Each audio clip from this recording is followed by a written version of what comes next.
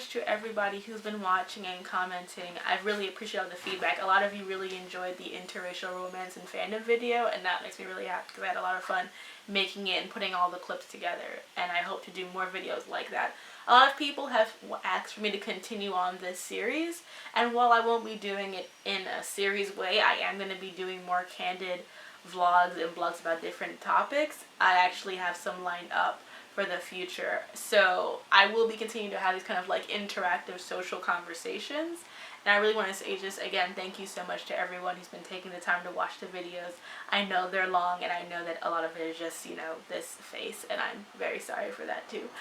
But this is the last week of the Black History Month themed videos, and today we're going to be talking about Black people and science fiction and fantasy. So if you're looking forward to hearing about that, please continue, thumbs up, like, and subscribe.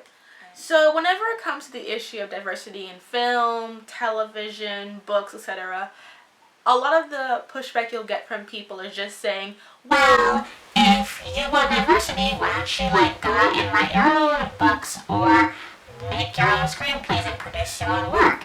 And the reality is that Black people and other people of color already do this. There are plenty of Black authors in science fiction and fantasy. There are plenty of Black directors and screenwriters who are putting out media the best they can, especially with things like Netflix and more independent venues to showcase their stuff, such as Sundance. And so these people are most certainly putting the effort in.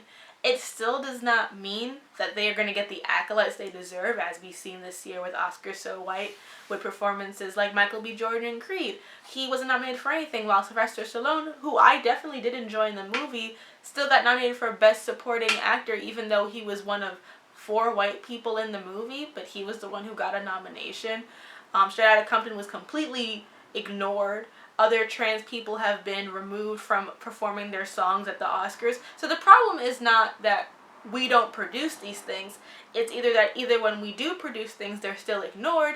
And the other thing is that you guys aren't buying it. In the publishing industry, the trend's saying that they will whitewash covers of books. Even when the protagonist is supposed to be Black or a person of color, they will whitewash the novel because there's an assumption that white people do not go and see ethnic movies, and especially Black movies. That's why it was just a surprise that Best Man Holiday did so well up against Thor the Dark World, because people just assumed everyone's gonna go see Thor the Dark World, and there's not enough Black people to make Best Man Holiday work, which is a fallacy, and there are plenty of white people who very much enjoy those kind of movies. The issue specifically with sci-fi and fantasy is that sci-fi and fantasy tends to be areas where minorities have been put into a particular box, and writers have been comfortable with that box, and fans as well, so that no one really challenges those assumptions. In science fiction, while we have had things like Star Trek, which was very much a pioneer of visual representation of minorities, there are usually the token non-white crew members who are there to be red shirts, or are there to be basically a token to kind of say, hey, we're in this future, we exist, but not fully. I mean, even Star Wars, which is very heavily inspired by Asian philosophy, has not had, up until the casting of one of its most recent leads, an Asian main character. The same thing with Firefly, which, even though it does have 2 Black characters in the series, it is a show that is steeped in Asian influence, but again, there is no Asian representation. Fantasy is even worse because it takes place, and a lot of them, in this kind of fictionalized European Middle Ages, and I specify European Middle Ages because other civilizations went through their own Middle Ages. But in our mind, we have been told and put the idea that Europe in the Middle Ages was basically white manlandia, where a man could be a man and a woman was a woman, and they could rape and pillage and la-di-da-da. And so the only time that tan or brown people appear either to be savages, either noble savages or just, you know, savages, or a fuck toy that can be used. Yes, there are cooler ones, but people would rather make these characters racially ambiguous to be able to be later casted as someone who is tan but still white, or a white Latino, because they're more comfortable with those images than casting a darker skinned person of color in those roles. And the truth is that people don't actually care about the real history of racial interaction throughout time, because if they did, they wouldn't let these things pass. They prefer to have these images because to many people, it seems, at least to me, fantasy represents a way where a lot of straight white men can have a genre that is led and guided by them and what they like. It's in the past, and in a lot of ways, that's the time where those social norms were at its most powerful, especially in the cultural context that we have sort of given these time periods. Not in earnest, but in the way we have conceptualized them through media and writing, and what people have chosen to pass on about that time today. However, this isn't really about that specifically. This is about Black authors in science fiction and fantasy, along with some really good recommendations. So I just want to go through sort of a brief history of Black authorship in sci-fi and fantasy. But I do want to say this. It has always been very disappointing to me that if I were to go to someone, because I work in a bookstore, if I were to go to someone, people who I know like sci-fi and like fantasy, and ask them to name a Black author in that genre, the only one they can name is Octavia Butler.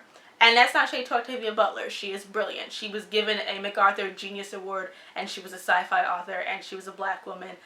She definitely deserves that legacy. However, she has become sort of a token within a genre of being like, yes, we have this one great author that made it. However, there are so many others, and the history of Black people in that genre did not just appear with her in the 70s, it existed for a very, very long time. So one of the first instances of Black fantasy and sci-fi was written by an author named Charles W. Chestnut. He was a free man of color, and as you can tell by this picture right here, he was a mixed race man, but he identified as being Black even though he was more white than Black. But I talked about that in the Tragic Mulatto video, so I'm not going to get into that again. He wrote a collection of short stories that was put together in 1899 called The Conjure Woman. And a lot of these stories were taken from African American folklore and fantasy, had a very strong hoodoo influence, and hoodoo and voodoo are not the same thing. But anyway, so he used a lot of those folk stories to sort of talk about Black resistance and revenge against antebellum culture, and sort of dismantling the sort of idealized images of the South by having these stories being told by Black slave voices. And he was one of the first people to really use those sort of supernatural elements to tell these kind of stories.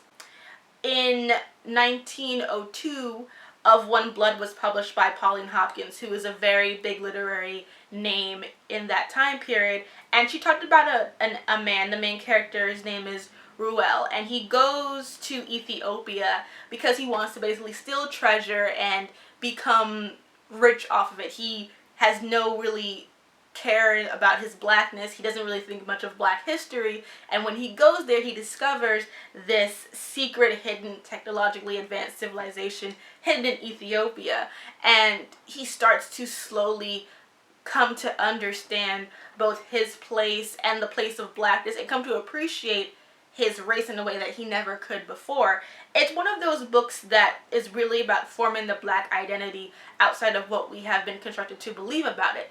And a lot of what the early Black sci-fi fantasy authors did was use the genre, the speculative elements, the imaginative elements, to paint a world in which the racial norms could be turned on its head. For example, W.E.B. Du Bois in the 1920s wrote the first post-apocalyptic short story with a Black subject in it called The Comet, and in it it's about a Black man and a white woman who are the last two people on Earth. And another author by the name of George Samuel Schuler, he wrote Black No More, and it's also a kind of sci-fi novel that's about African Americans in Harlem can somehow change their skin color to make them even lighter than white people, and in response, white people decide to darken their skin so that they can kind of maintain the racial lines. It's kind of like Dr. Seuss's The Sneetches. That doesn't really matter how many stars you have on your belly. It's about just having either a belly star or no belly star. But again, these stories were about talking about racial politics, but using these new venues to do so. And then that was pretty much that older guard. That doesn't mean that there wasn't more fantastical stories, but a lot of them really wanted to focus on how can we talk about race in these new ways. In the more modern politics of sci-fi and fantasy, we got authors like Samuel R. Delany and Octavia Butler. Delany had been writing for years in the 60s, and of course he wrote about blackness and race, but what he also talked about was sexuality and sexual fluidity. He talked about homosexuality and AIDS very early on in these genres, and really would break down mythology and science and blackness and race in these really profound and complex ways. And whether you agree with his politics or not, he really was great at inventing these really fascinating ways of writing stories. And people who talk about they want sex and violence and fantasy, he did not pull back from anything. He got very criticized because some of his later books were considered pornographic, but he did not disagree with that title at all. He felt like taking away violence and sexuality in work was limiting what people could learn and gain from it. So he did his very best to write what was in his mind the most genuine ways of telling these stories. And I think that whether or not you enjoy them in terms of just content, he did not shy away from tackling really complex issues at a time where people would rather focus on what is safe and what is normalized. And then, of course, Octavia Butler, the most well-known African-American sci-fi author. She's written a lot of short stories and series, but her most popular novel, and my favorite, is Kindred. Kindred is about a woman in the 1970s who is, it's unexplained why, but she's suddenly just pulled back in time to rescue her white ancestor. And throughout the novel, she is constantly being brought back from her time to the past and being stuck there for extremely long periods of time. Really has no idea how to be brought back. It just kind of happens spontaneously. And she is stuck between this complex relationship between this white man who is her ancestor and this free black woman who is also her ancestor, and their relationship. And I think what's so brilliant about that book is that while it is sci-fi and is fantasy, it's also a very genuine look at the racial dynamics of Southern black people, because the narrator, her ancestry is based upon rape, you know, and based upon this slave system of black women's bodies not being worth anything and them being just sold into these sexual slaveries. And Octavia Butler challenges this and deals with it, but is also very earnest about the narrator wanting to also survive. And I think that is what makes that novel just so complex and worth reading, because it's short, but in it you just get so many layers of truth and complexity. And you know, when I think about the fact that Outlander got made into a series first, I just wonder why Kindred hasn't had like a mini-series or a movie, because it envelops so many things that I think that the media wants to see and enjoy seeing of both black narratives and alternative black narratives. So I would love to see a Kindred movie be well made. I think we need to give that to Ava DuVernay, but I think she could do a really great job with that. But again, today there are several popular authors in sci-fi and fantasy. The most popular are definitely, and I'm sorry if I mispronounced this, Nnedi, Okorafor, and N.K. Jemisin, and followed by Walter Mosley. He does write sci-fi, but he also writes other genres as well. But he has kind of like a mainstream appeal. But Nnedi and N.K. Jemisin are definitely more popular in terms of just that genre. And I will talk more about their works down below when I talk about my suggestions and books that I enjoy. But I just think that N.K. Jemisin and Nnedi are writing some of the most brilliant and nuanced work in the genre, because it's something different and it comes from a genuine place of both cultural critique in terms of Nnedi in Who Fears Death. Who Fears Death is such a very raw and excellent portrayal of this complex African culture, and N.K. Jemisin is just one of the most brilliant world builders we have working in the genre today, and her book, the 5th season, was nominated for a Nebula, so that's very exciting. And I just feel like these women are writing some really brilliant work, and while people who know the genre in terms of working criticism, will know their names and recognize their talents. But if you were to talk to the average fantasy person, they don't know who they are or wouldn't gravitate towards their work unless someone told them, oh, hey, this is good, you should check it out. In addition to singing the praises of the many, I just want to say this as well. I don't think that black fantasy or sci-fi authors need to be perfect. L.A. Banks wrote the Vampire Huntress series, and I personally didn't love it. It was not one of my favorite series.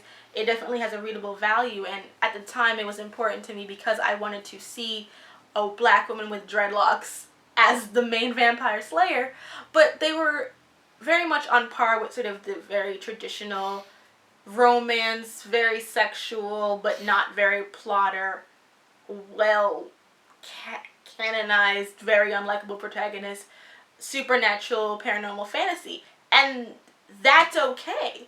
It's okay for there to be a high and a low. There should be that paranormal urban fantasy should be able to be trashy and fun for all races. It's okay that not everything is an N.K. Jemisin or an Nnedi Okorafor, because we should have a spectrum. I think that people have become much too comfortable with the idea of gender diversity and racial diversity. It's like everything has to either be excellent or it's not worth it at all. And it doesn't always have to be excellent. It can just be fun and engaging. It can be problematic. It can have room for improvement, but it should be allowed to exist. And people should be able to read these things and know what they are and not have to be confused when I say certain names and be like, I've never heard of this person. It's, why haven't you heard of them? And if you are so thinking that fantasy and sci-fi should, black people should write their own sci-fi, why don't you know about any black sci and fantasy? Why do you make these statements when clearly we do? I think what's the most complex thing is people have been told for a long time that sci-fi and fantasy is not a black genre, that we're not really allowed to like it. And that is a lie. We are allowed to like whatever the hell we want. Country music, bluegrass, folk music, because we half invented all that shit anyway.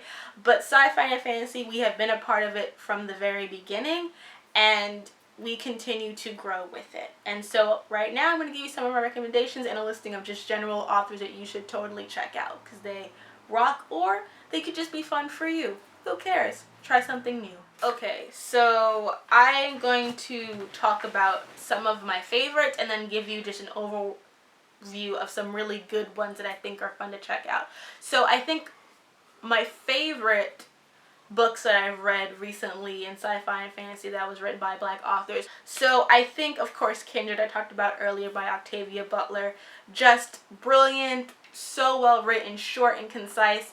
And then her other novel that I really enjoyed was Parable of the Sower. It's a very dark dystopian future story, and it's very interesting because it takes place in the mid 2000s. So it's one of those books that, like, it was the future in the 70s, but now it's here, and it's just kind of awkward to think about this, like, destroyed area right outside of Los Angeles, which, is true for some people. But I think that Octavia Butler is just really good at being able to weave so many interesting aspects of spirituality and race and gender together to make these very interesting and nuanced stories. And so I would highly recommend those books. The only book that I read of hers that I did not like is Fledgling. And again, like I said, not all black authors are perfect or nuanced. A lot of people really like this book. To me, there are unsettling elements about it because the main protagonist is a vampire, but she's a child vampire, and she has a lot of sex with men in it who know that she's a vampire, but she also looks like an 8-year-old, and it just is uncomfortable to read at times. So if there was one to skip by Octavia Butler, I would say Fledgling, but of course you can try it out for yourself if you don't have a problem with that kind of thing, but I did. So I wouldn't recommend that book, but I do recommend her other works. They do have explicit content. There is rape in Kindred, but I think she does it very tastefully, and it is not just for plot. It is telling a larger story. Who Fears Death by Nnedi Okorafor was amazing. There is a small part of it where it's very dense. It's chewy. For a lot of the book, it's very, the narrator is kind of going on their own, like, journey to find their ancestry. She is born with this sort of sandy skin, which kind of labels her as an outsider to her village and culture and society, but it deals with things like female circumcision, sexual politics, sexual awakening.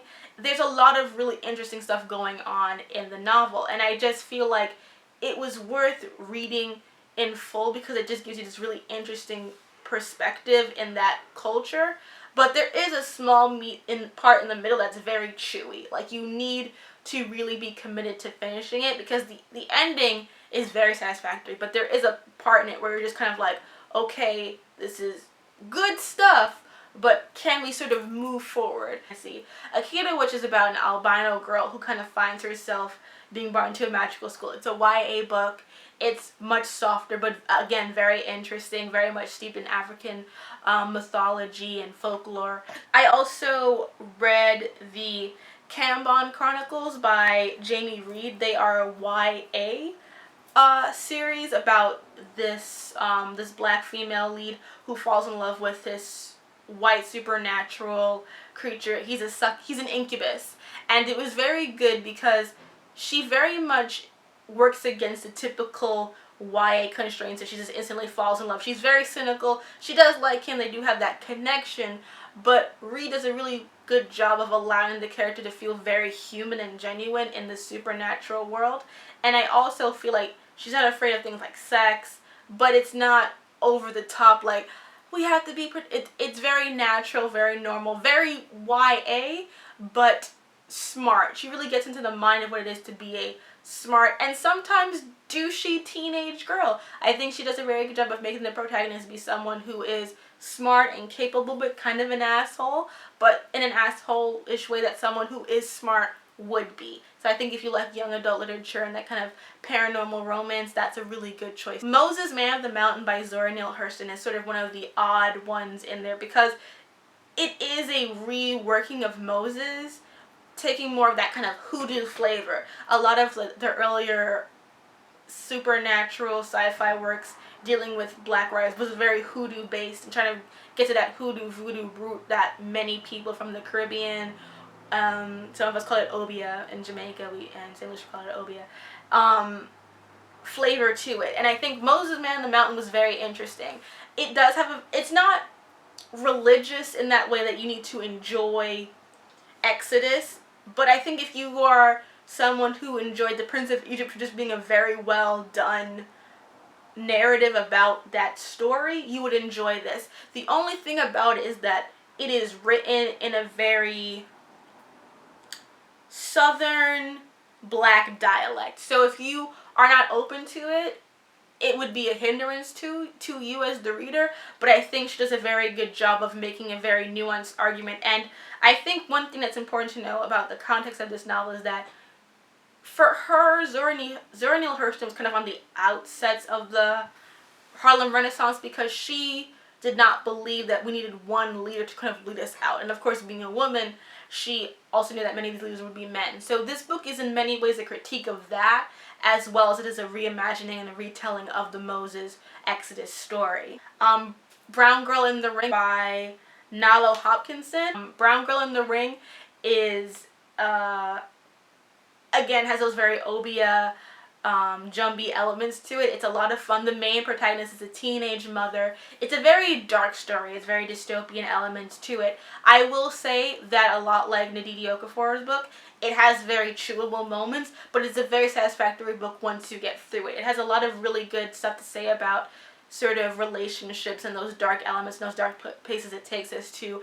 And the protagonist is a flawed human person, and she's a teen mother. I mean, that's something that's very different to kind of see and have explored in sci-fi fantasy. The Inheritance Trilogy and the 5th season by N.K. Jemisin. I mean, these books are amazing. I have not finished The Kingdom of the Gods yet, but I have read the other 2 books, and I've read the 5th season, and I love it. The 5th season is, like, I had a literary orgasm reading it because it was just so well written and so well constructed, and she just did this thing with point of view in that book that just floored me when I realized what she was doing. She's so brilliant. I'm so glad she got nominated for that Nebula because she is really breaking the mold of just a typical, you know, matte-based white middle-aged fantasy thing. She's really making these worlds from the ground up and building them up to be these really interesting stories. And they're not message stories or anything like that. They're just really well done magic-filled thrillers, and I really think they're brilliant.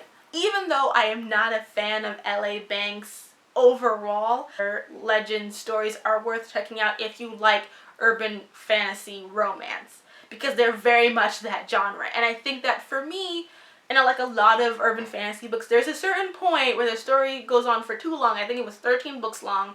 I had most of them.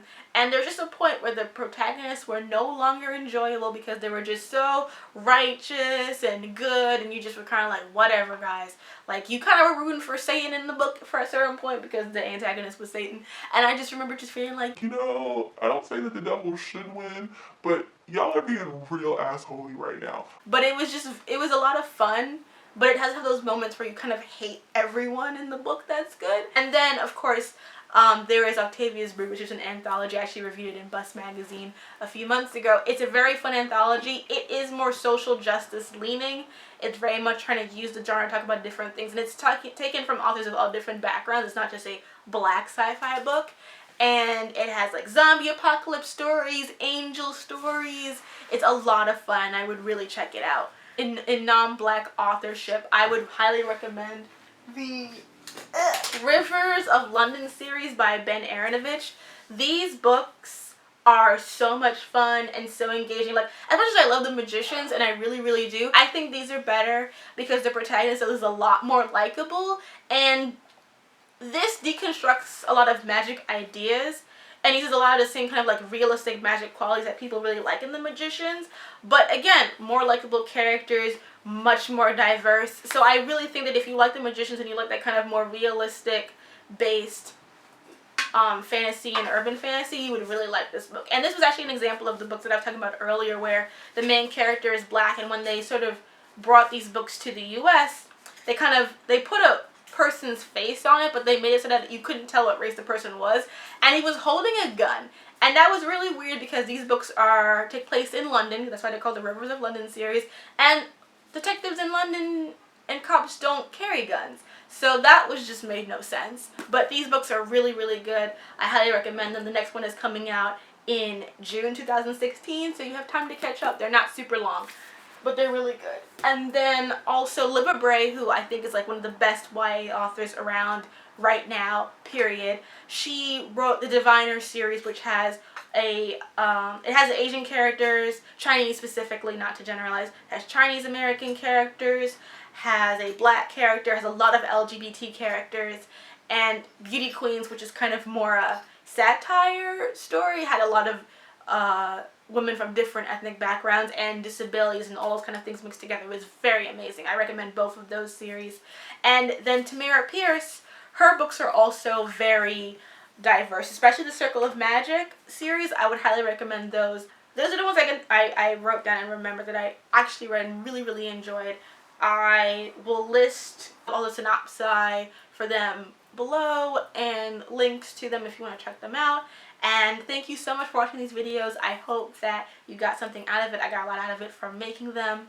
And the anime couples video, I'm sorry it was delayed. I had really bad carpal tunnel. I couldn't type anything and it just hurt to even like turn a key, and I just didn't want to aggravate it anymore. But that will be up on Monday, and those are also a lot of fun. And then for the coming March, I have a few things I'm going to be talking about. I'm going to do another top 10 talking about my favorite female characters for the last, since 2005. And I will also be doing a series of videos on D.C. Andrews' Flowers in the Attic series. Specifically, Flowers in the Attic and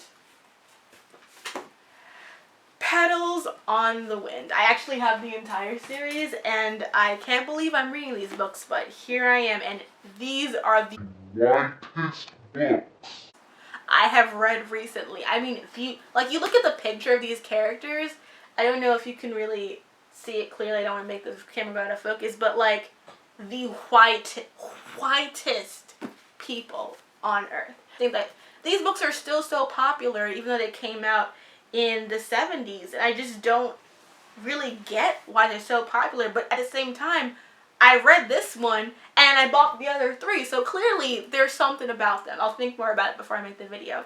But thank you so much, and if you guys have any recommendations for different kinds of videos you want me to do, you can of course let me know in the comments below. Thank you so much for watching, and I hope you had a great February. Happy Black History Month. We celebrate it every day in this household, and I hope that you will too.